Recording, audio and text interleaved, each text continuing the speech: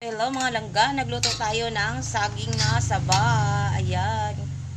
Ginataang saging na saba. So ayan, pinaano ko lang muna yung ano. So ang ating asukal ay ito. Ito ang ating asukal. So ayan. Ayan ang ating asukal na ginamit sa ating ginataang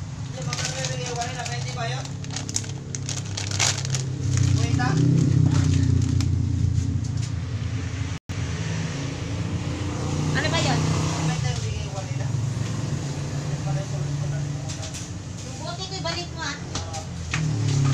Makalimutin ka kasi batol. So ayan. Halo-haluin natin. So ayan. Moscovado ang ating nilagay na asukal. So ayan mga langga.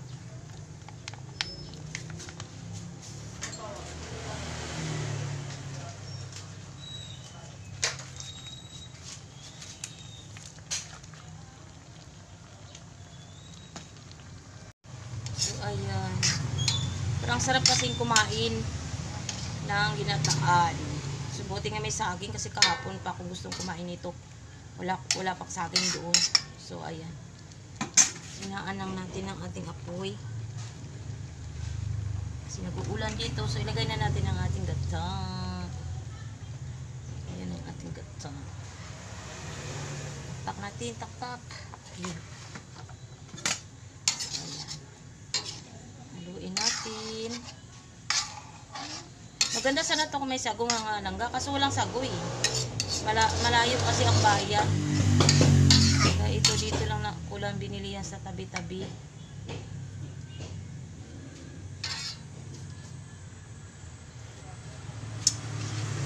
So ayan, tama lang yung tamis niya. Kasi hindi nga tayo pwede maraming tamis.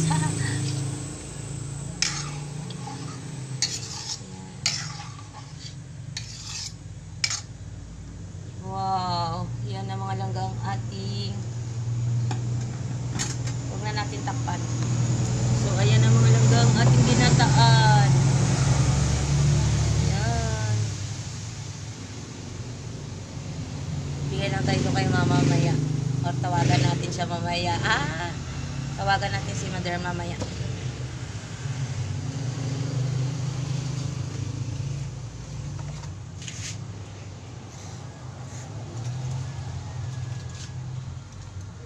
Tingnan natin siya ng pupa.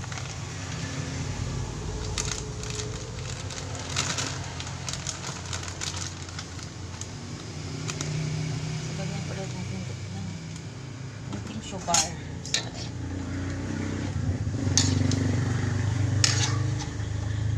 Kasi naalaala ko tong asukal na Moscovado doon sa Mindanao nung nandun pa kami bata pa ako. Diyos, ginagawa namin candy yan. Kasi may nagagawa kasi dun sa malapit sa amin na tubo. Kung sa Ilonggo ba tubo. Gawa sa tubo yung asukal.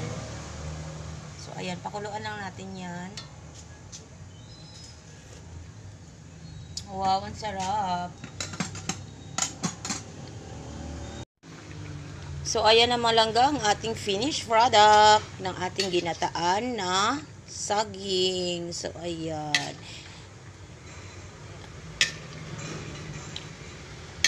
Ayan. Kung marami din naman siya, oh.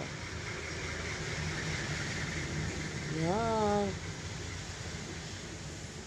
Sarap siya pag Moscovado pala talaga ilalagay. Hindi siya talaga totaling matamis. Ayan. Ayan na po ang ating finished product ng ating ginataan na saging na saba. So, ang saging na saba natin mga palangga, hindi siya sobrang hinog. Manibalang lang siya mga langga. So, ayan po.